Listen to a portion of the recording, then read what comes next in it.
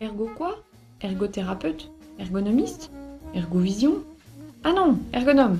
C'est quoi déjà un ergonome? L'ergonomie, c'est du bon sens.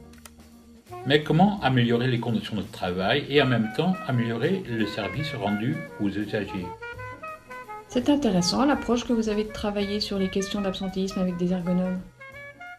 Ah, si vous voulez perdre du temps et que le projet n'avance pas, pensez à un ergonome.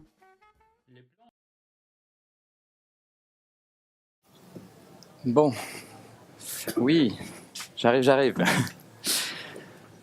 Alors, bonjour madame. Oui, vous avez apporté les justificatifs que je vous ai demandé. Très bien.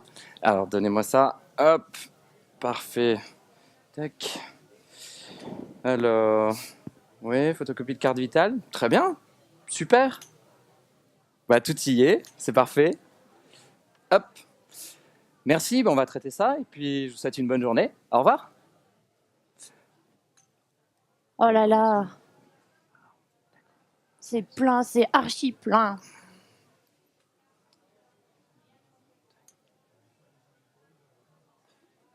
Pardon. Merci. Alors, il manque une notion là, monsieur. Il manque une notion. Tenez, vous allez vous installer là. Vous allez pouvoir la remplir. Venez avec moi. Il y a foule, il y a foule, il y a foule. Tac. Pardon. Alors, vous voyez là, d'accord. Bonjour, Ok, bonjour. j'arrive. Oui, madame.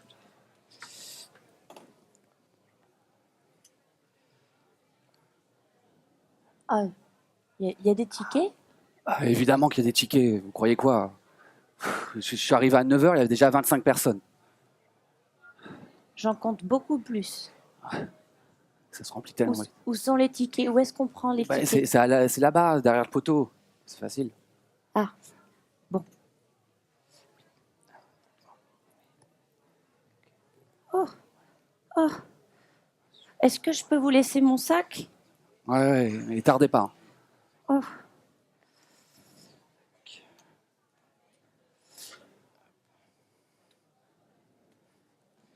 Ah bah oui, c'était écrit. Comment ça marche cette machine?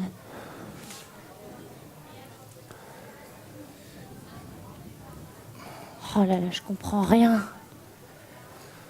Excusez-moi, monsieur. Oui, madame. Est-ce que vous pouvez m'aider, s'il vous plaît? Oui, une seconde, j'arrive. Oui, madame, j'arrive. Excusez-moi. Je crois que j'ai cassé la machine. Le ticket ne sort pas. Non, vous l'avez pas cassé. Regardez, appuyez là. Ah. Oui, voilà. Très bien. Vous avez le numéro 35. Ah, Ok? super, merci Voilà. beaucoup. Patientez Vous êtes ici. bien aimable. Le numéro va s'afficher là. Oh là là, mais il y a 3 numéros. Attendez, j'arrive, attendez. Oui. Alors, attendez. Ok, bougez pas.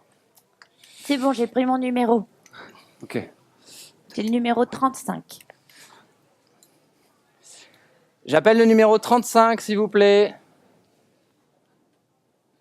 Numéro 35. Ah, C'est pas normal. c'est moi. C'est Ah, j'en ai de la chance. pas logique. Numéro... Pardon, excusez-moi, mais c'est pas normal. Je suis numéro 32, je devrais passer avant. Monsieur, on en a déjà discuté tout à l'heure. Votre numéro va s'afficher ici. Vous voyez, il y a le numéro 30 et le numéro 35. Le numéro 32 n'est pas encore affiché. Oui, mais ça fait 7 mois que j'attends. Moi, ma situation, elle est importante. Je comprends, monsieur, mais installez-vous en salle d'attente. Non, mais On va venir vous Je chercher. préfère attendre ici. Hein. Si ça vous dérange pas, je préfère attendre ici. Monsieur, s'il vous plaît, installez-vous en salle Non, mais c'est bon, on est d'attente. bien. hein. De toute façon, c'est serré. Bonjour, madame. Bonjour. Dites-moi. J'ai apporté tous les documents dont vous m'aviez parlé, Oui. enfin que vous m'aviez demandé. D'accord. Voilà, ils sont tous à tous les justificatifs. Bah, c'est parfait. J'ai tout Très bien bien. préparé. Très bien. Alors, j'en profite, j'ai une autre question. Oui. J'ai une question à vous poser sur mon petit Kevin. Oui. En fait, Monsieur, s'il vous plaît. Mais je suis bien là, je suis bien. Je vous dérange pas. Non, c'est des questions de confidentialité. S'il vous plaît, installez-vous en salle d'attente. On va venir vous chercher. Installez-vous là-bas, s'il vous plaît. D'accord, mais je veux pas qu'on perde mon tour. Hein. Non, non, non. Je vous fais quoi? Oui, dites-moi. quel impoli. Alors, c'est mon petit Kevin, il est toujours pas Oui. scolarisé. J'ai pas eu la réponse On attend toujours le retour et on est fin novembre. Alors, est-ce que vous pourriez me dire si on a eu une réponse, s'il vous plaît? Alors, je peux pas vous le dire d'ici, mais je vais demander à mes collègues pour qu'ils vous reçoivent dans un bureau. D'accord? Merci beaucoup. Bah, Merci attendez, beaucoup. juste une minute. S'il vous J'arrive. plaît. Oui, pas. Oui. J'ai transmis mon dossier, vous l'avez reçu? Oui, on l'a reçu, mais je dois consulter sur notre logiciel. Hein? S'il vous plaît, quelles sont les conditions d'attribution pour obtenir l'AAH? Bon. 11h45. Oui, bonjour madame. Bonjour, j'ai On rendez-vous s'a- à 12h15. Vous avez rendez-vous à 12h15? Oui. Écoutez, il est midi.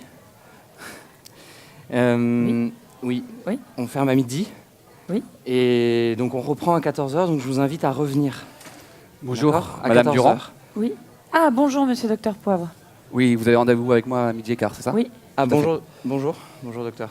Bonjour. Il y a aucun souci? Non, il n'y a pas de souci, c'est juste que je ne savais pas qu'elle avait rendez-vous avec vous. Oui, Ce matin. j'ai des rendez-vous dans vos locaux, vous le Ok. savez. Oui, bien sûr. Venez, madame. Très bien. Entrez. Merci. Bien. Oh là là.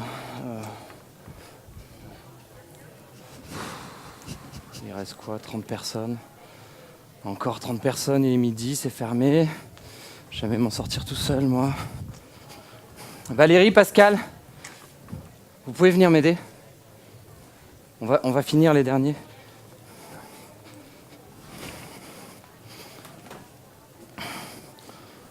Très bien. Oui, donc... ok. Bonjour. Oui. Ok, très bien. Oui. Alors, il nous faut un justificatif de domicile, s'il vous plaît. Très bien. Très bien. Donc c'est pour l'AAH, c'est ça? Oui, tout à fait. Écoutez, je regarde. Oui, tout est en ordre, on va transmettre votre dossier. Merci. Bonne journée, monsieur. Il y a un Bonjour, délai de madame. 8 mois à peu près. Oui. Oui, vous pouvez patienter. Ok. Alors, la carte d'invalidité pour pouvoir se garer, c'est pas forcément lié à la prestation de handicap. C'est une demande différente. On va faire le dossier exprès pour ça, ok? Merci. Alors, je vous recommande de leur écrire une lettre en exposant votre situation. Oui, par courrier. Merci. Ok. Bon, Bon bah ça y est, on voit le bout. on voit le bout. Il reste une personne, là. C'est bon.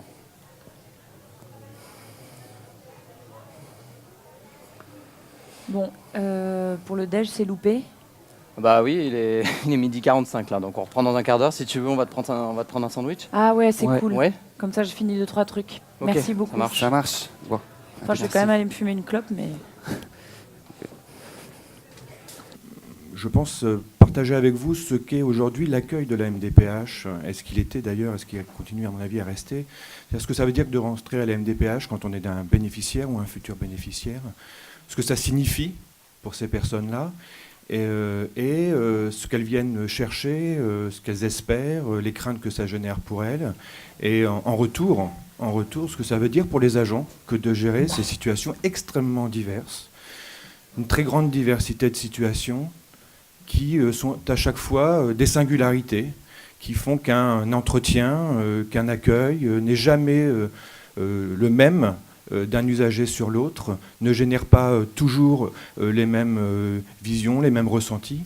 Et je pense que lorsque je suis arrivé à la MDPH et que j'ai rencontré les agents du service, ce dont ils ont commencé à me parler n'était absolument pas des difficultés d'accueil en tant que telles, en termes techniques et matériels, mais de la difficulté qu'ils avaient à réaliser ce qui était le cœur de leur métier, c'est-à-dire l'accompagnement, le suivi des dossiers de bénéficiaires et le respect et la légalité de traitement que cela voulait dire pour eux.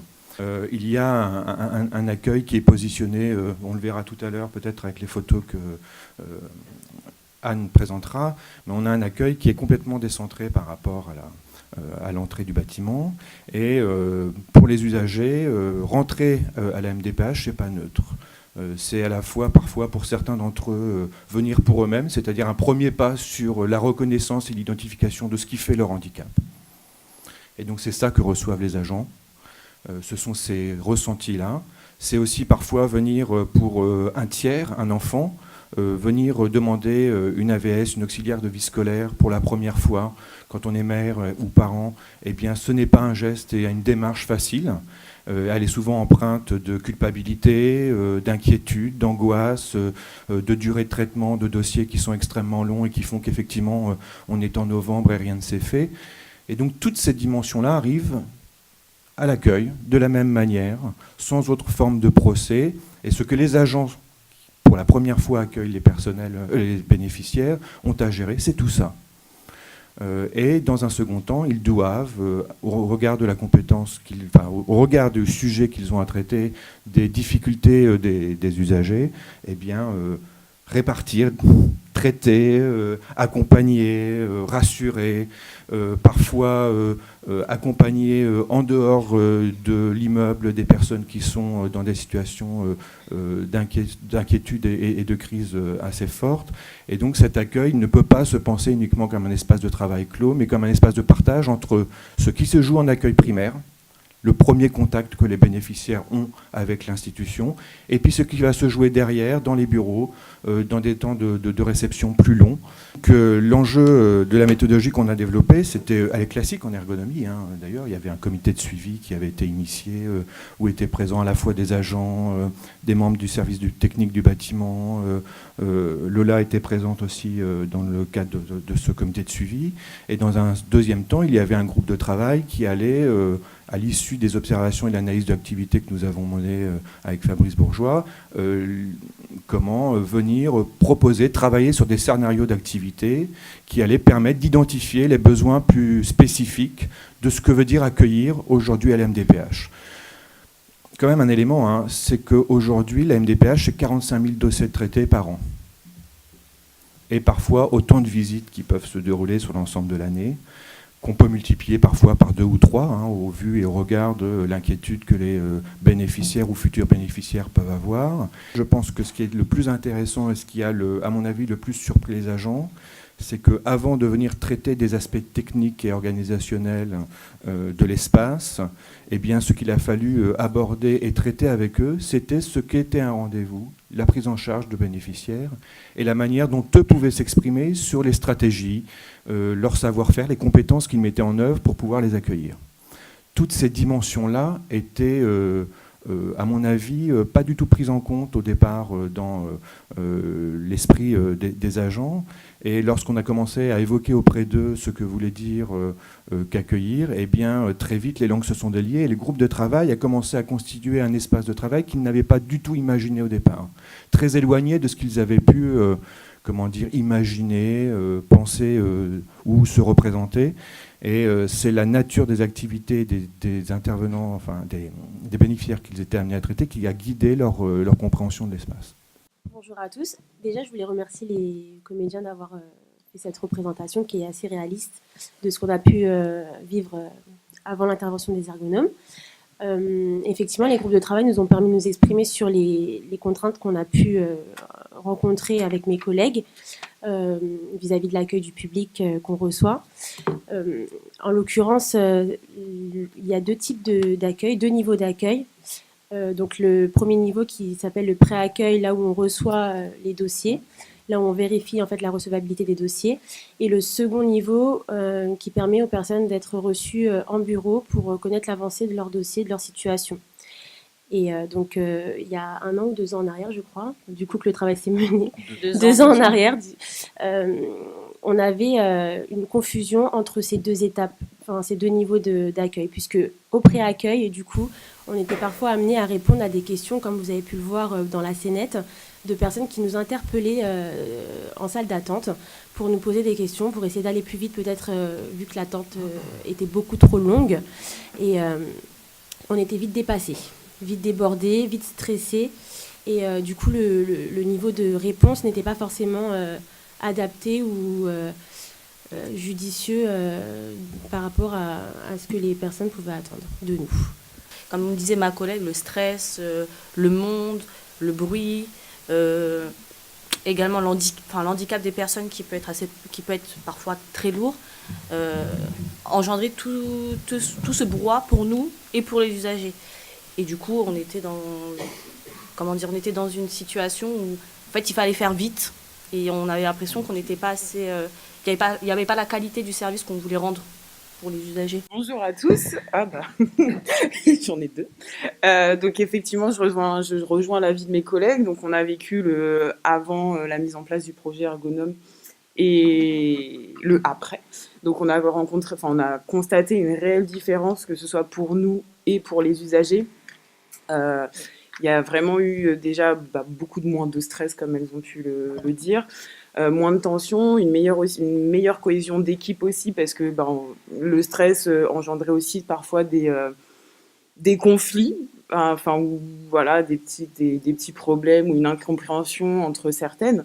Donc voilà, ça nous a permis aussi de mieux gérer notre équipe et notre travail d'équipe. Voilà. Après, pour les usagers, effectivement, ça a aussi permis d'être mieux reçu, tout simplement, et je pense je trouve plus mes mots, de clarifier le fonctionnement de l'administration, quoi, de la MDPH, tout simplement. Effectivement, par rapport à ce que ma collègue dit, je la rejoins sur la structuration de l'accueil, c'est-à-dire que maintenant on a de la signalétique. On a un pré-accueil qui est bien distinct parce que du coup il est en face de l'entrée, donc du coup les personnes savent directement où s'orienter, non seulement pour la prise de tickets. Ensuite de là, on a deux collègues, Mundi et Patrick, qui aussi aident à l'orientation entre savoir si c'est pour un dépôt ou pour des renseignements. Après on a aussi plein de signalétiques en fait, qui permet d'orienter au mieux les usagers, en plus des personnes qui sont présentes pour orienter dès l'entrée du bâtiment. Deux choses ressortent vraiment de cette intervention qui est particulière, parce que réaménager un accueil, s'il s'agit de bouger 4 chaises, on n'a pas besoin d'ergonome pour ça. Hein, on prend notre salle, on bouge 4 chaises et voilà. La qualité de l'intervention, ce qui fait qu'elle a été pour nous prépondérante et incontournable dans l'amélioration de nos conditions de travail, ça a été cette méthodologie appliquée d'association d'équipe, d'une première phase d'observation, d'association de l'équipe. Donc on a vraiment eu l'ensemble de l'équipe qui s'est retrouvée avec d'abord Anne puis Christophe, confrontés à un retour sur l'activité qui était la leur. Et du coup, une révélation, je vais peut-être le dire comme ça, en tout cas pour moi ça a été le cas, de choses qui nous étaient connues. On savait qu'il y avait du bruit, on savait que c'était pas clair, on savait que les usagers n'y arrivaient pas, mais on ne l'avait jamais posé de manière écrite, de manière structurée, et parfois on n'avait pas fait certains liens. Et le fait d'avoir un observateur extérieur qui ait en tête toute la méthodologie ergo sur les process, sur l'accompagnement, nous a permis à nous de réaliser ensemble quels étaient nos dysfonctionnements et quelles en étaient les causes réelles et profondes. Et nous n'avions peut-être pas forcément compris à quel point les niveaux d'accueil se chevauchaient, parfois se contredisaient, parfois laissaient un creux entre les deux et éviter cette liaison, et du coup créer chez l'usager, qui ne se disait pas ça en rentrant, lui il constatait juste que c'était le bazar, que c'était plein et qu'il fallait attendre longtemps, mais ces incohérences. Et le fait de pouvoir travailler en équipe autour de ces constats-là, constats partagés, a permis de créer la réponse adaptée. Pour moi, parce que je sais qu'on est un peu pressé dans le temps pour que tout se passe bien, mais pour moi, en plus de cette dynamique d'équipe, parce que quand vous associez toute l'équipe à un projet, le résultat est garanti. Il n'y avait pas de réponse évidente. Oui, dégager des espaces clairs, oui, mais de la signalétique, tout le monde peut le dire. Moi, la première, et je pense que j'ai accueilli les ergos en leur disant ça. Mais la concevoir avec l'équipe de manière efficace pour tout le monde, ça, c'est moins facile. Parce que faire venir quelqu'un pour mettre 4 étiquettes sur un mur, pas besoin. Mais savoir quelle étiquette, de quelle typologie, avec la lisibilité, en se disant que celle-ci va peut-être contrarier l'autre indication qui est passée par là, ou le flux naturel qui est pris par les usagers, et que ça va de toute façon en contradiction avec la manière dont on a pensé le process, nous, en termes d'équipe, là, on est sur quelque chose de beaucoup plus complexe. Et là, on a une vraie technicité que nous ne pouvons pas, nous, apporter seuls. Nous sommes, nous, équipe, la source de la matière qui permet aux ergos de réfléchir, mais les ergos nous permettent les mécanismes qui amènent une solution. Voilà. Je fais la pub parce que vraiment, pour nous, ça a été radicalement une transformation profonde de notre accueil et on entend les usagers nous dire « Ah, c'est mieux quand même.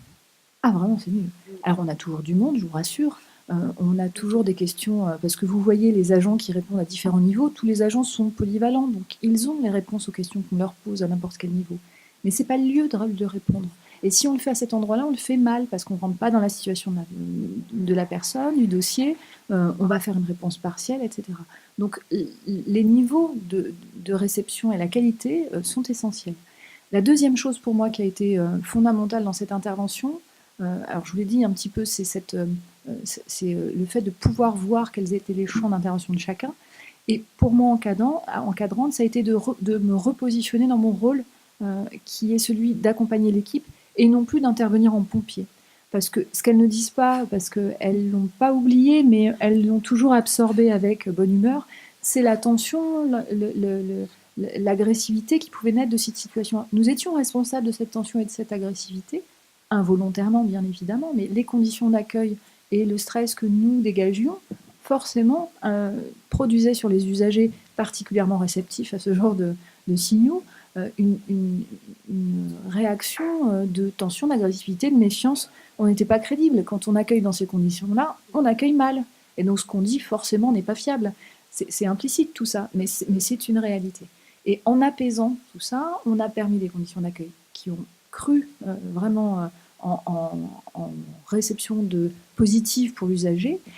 Et moi qui intervenais avec ma carrure, vous voyez, en tant que pompier, donc dès que le ton montait dans la salle, etc., je me mettais à courir pour arriver de mon bureau à la salle d'attente, pour pas laisser l'agent qui était tout seul face à une horde sauvage. Vous vous rendez compte de la représentation qu'on avait du public qu'on recevait, sans méchanceté aucune, toujours avec bienveillance, mais de fait, notre vécu était celui-là. Je n'interviens plus, quasiment plus. Quand j'interviens, c'est sur du soutien technique, sur la recherche de solutions avec l'usager, avec l'agent, etc. Et donc, mon rôle est redevenu celui qu'il n'aurait jamais dû cesser d'être. Voilà. Et donc ça, pour moi, donc c'est vrai à mon niveau, je pense que ça l'a été aussi pour les agents qui, au pré-accueil, ont arrêté de faire du gendarme, policier, toutes ces fonctions qui sont nobles dans la rue, mais pas dans une salle d'attente à destination d'un public. Donc voilà, on s'est retrouvés recentrés sur nos missions propres.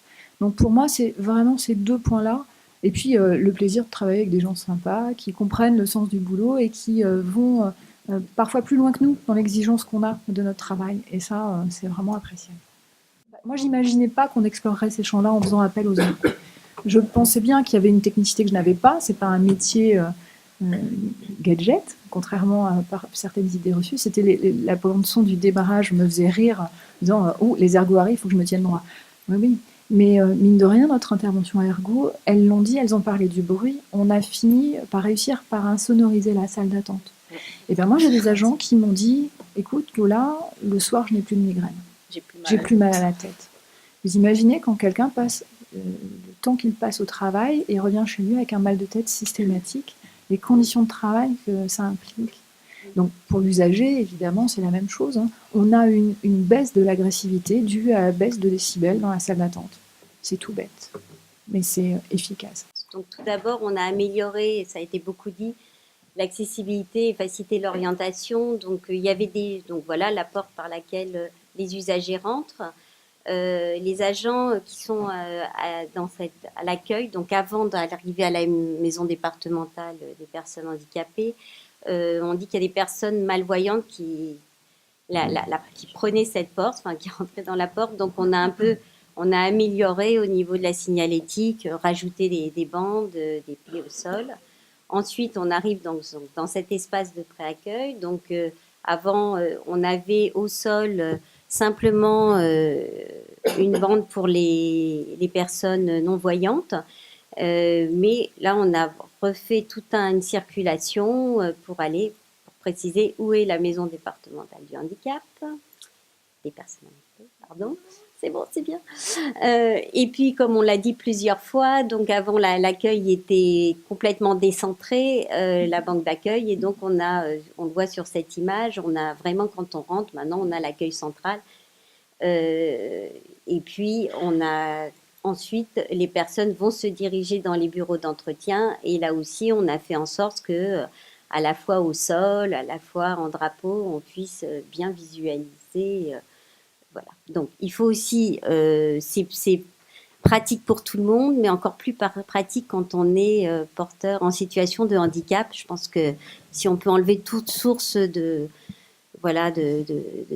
se tromper, de s'énerver, voilà, c'est encore. Si je puis me permettre, l'affichage au sol et en drapeau, ça paraît, c'est les étiquettes que tout le monde peut poser, sauf que ça a été réfléchi en lien avec notre logiciel métier d'appel du public, en réfléchissant à quels étaient alors là on a pris net B comme bureau, etc., mais il y a une réflexion autour de la compréhension des circuits qui est difficilement restituable comme ça sur photo, écran, mais qui n'est pas si simple. C'est pas juste un B posé au sol et des drapeaux.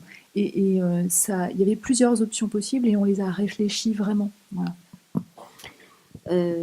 Pour ça aussi, on a la chance en interne, on travaille avec des directions qui mettent en œuvre, donc qui sont venues sur site et qui ont travaillé pour créer de la signalétique. Après, on va voir, il y a eu des travaux réalisés. Donc, c'est grâce notamment à Eddy Marchessan du service La Pérennité de Patrimoine.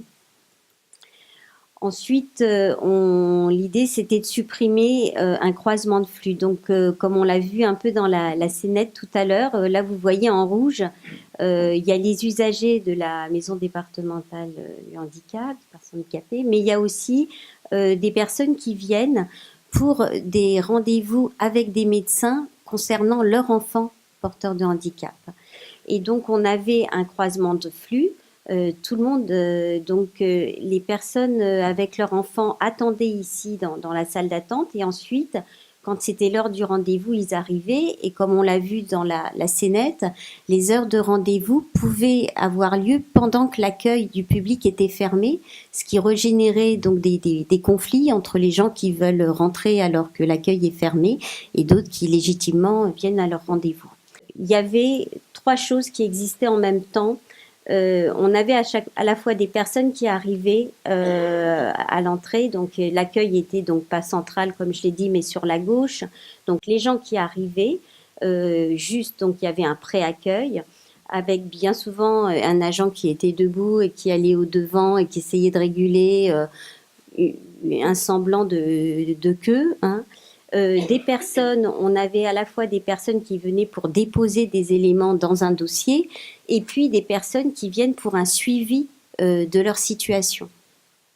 Et on était à la fois pas aidé par l'espace parce que tout se faisait dans le même espace, pas aidé du tout non plus par un petit logiciel d'incrémentation des tickets qui portait beaucoup à confusion parce que ça s'effaçait pas. Donc, par exemple, dans tel bureau, on avait encore, ça gardait l'historique des anciens numéros.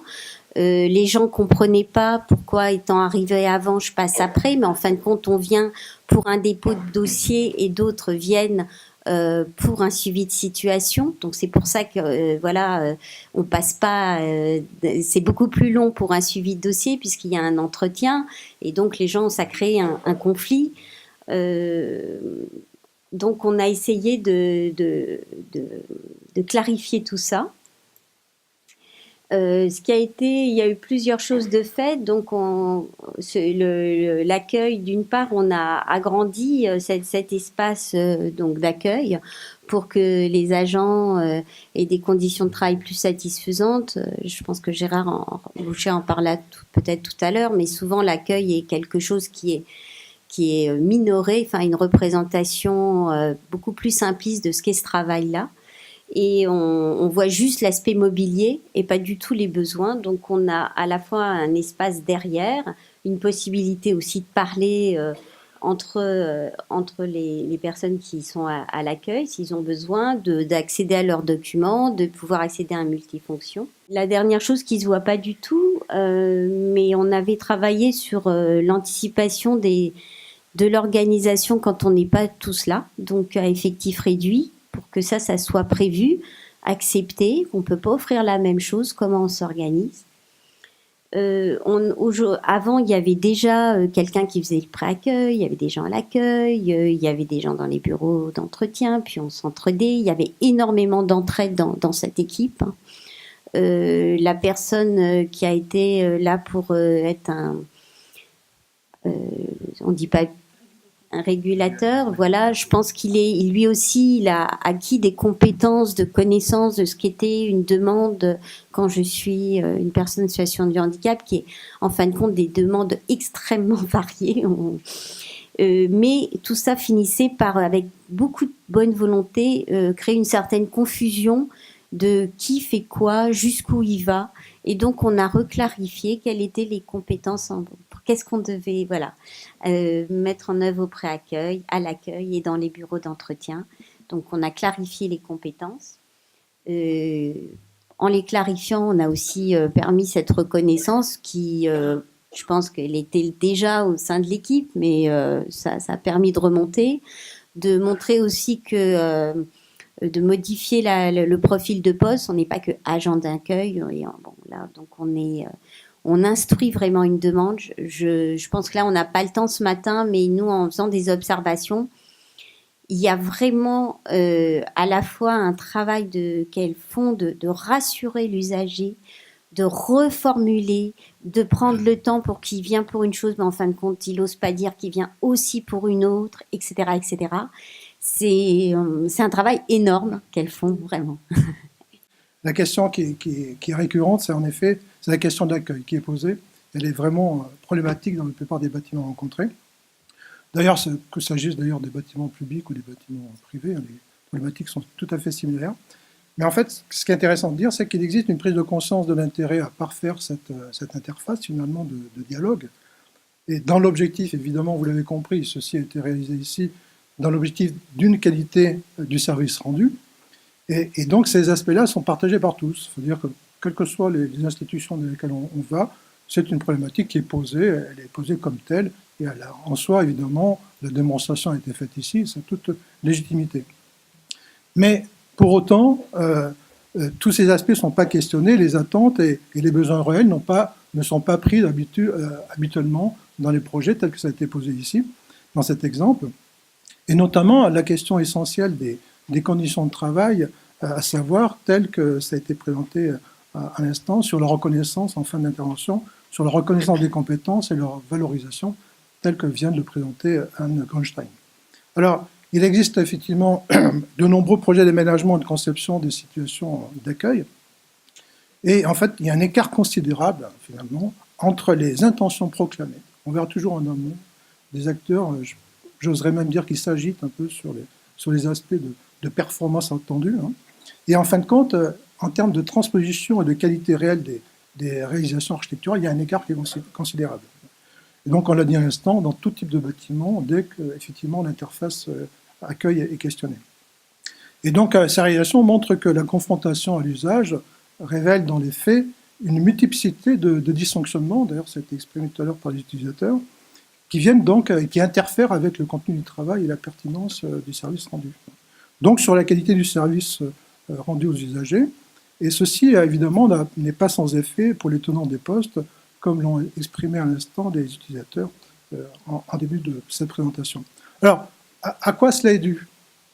En fait, les acteurs ergonomes et les concepteurs le savent. Pourquoi c'est comme ça? Cela est principalement consécutif, et on le sait, à la pauvreté ou l'absence des analyses préalables et programmatiques qui sont censées produire des données qualitatives et quantitatives précises. Donc, à l'intention des concepteurs, que ces concepteurs soient internes ou externes, bien entendu. Hein.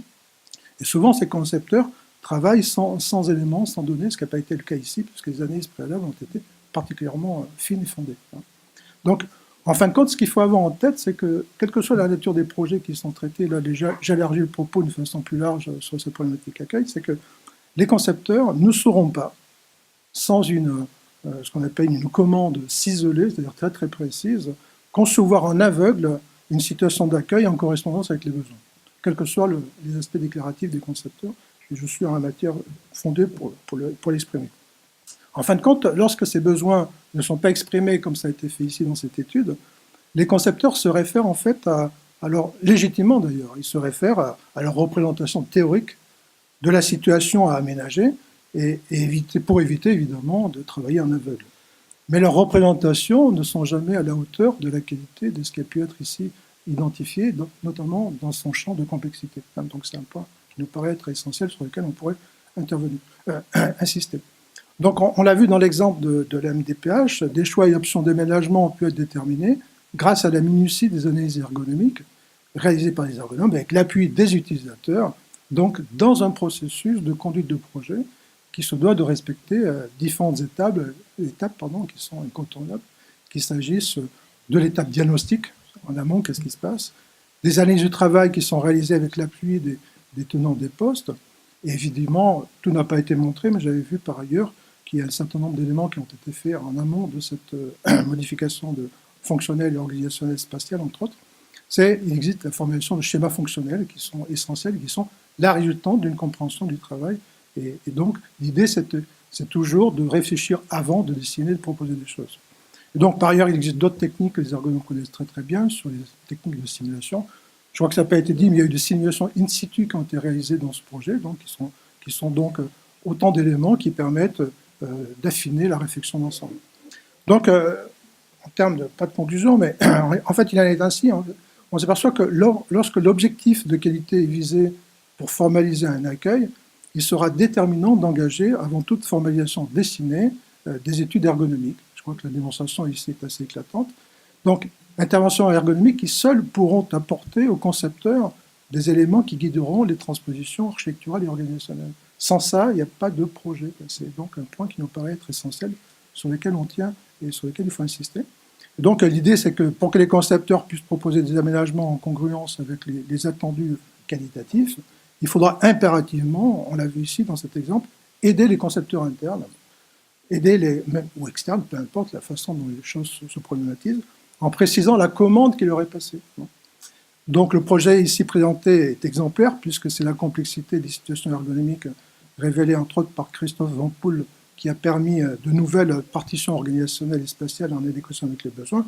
Donc on voit bien qu'il y a des étapes qui sont des incontournables, sans quoi effectivement le projet d'accueil par rapport aux velléités qui sont énoncées en amont ne seront pas traduites dans les faits. Donc pour conclure, je ne sais pas si j'étais trop long peut-être, pour conclure cette brève intervention, j'insisterai quand même sur les conséquences financières qui ont été dans ce projet, m'a-t-on dit, particulièrement maîtrisées par les intervenants qui sont intervenus dans des locaux qui en fait avaient des potentialités multiples. C'est une bonne chose. Mais ceci n'est pas toujours le cas. Donc lorsque des locaux sont mal conçus, des coûts prohibitifs peuvent en effet bloquer toute velléité de requestionnement de l'organisation. Et donc ça veut bien dire que les réflexions en amont deviennent en fait tout à fait essentielles. Voilà en quelques mots ce que je pensais pouvoir apporter à ce débat avant de vous redonner la parole. La santé, le plaisir au travail, il est possible d'y contribuer. Faut que je me tienne droit. Voilà l'ergonome. L'ergonomie peut être un des facteurs de l'efficacité économique. Être à l'écoute, regarder, être patient, aide à comprendre le sens du travail et les besoins d'une structure. Un siège, une table et éventuellement un bon éclairage, ça suffit, pas besoin d'ergonome dans ce projet.